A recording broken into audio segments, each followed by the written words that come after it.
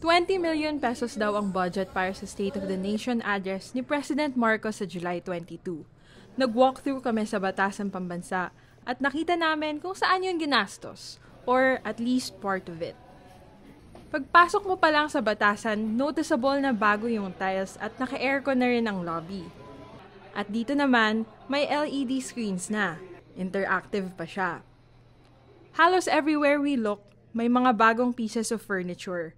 May boxes pa na mukhang bagong bukas lang. At parang naghahabol pa ng finishing touches for the big day.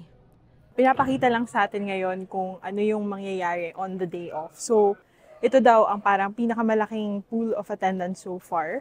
So, bukod dito sa session hall, meron pa silang ibang holding area para sa mga guests. Ito yung magiging holding area for members of the Diplomatic Corps. Ito naman para sa iba pang VIP. Tignan nyo naka-plastic pa yung carpet. Part of the 20 million peso budget kasi covered the renovations here at Batasan. Kasama pa yung 3 sets of uniforms for the Secretariat employees. Maraming nag-comment na parang sobra naman daw yung budget for SONA. Pero tingin mo, deserve ba yung 20 million pesos?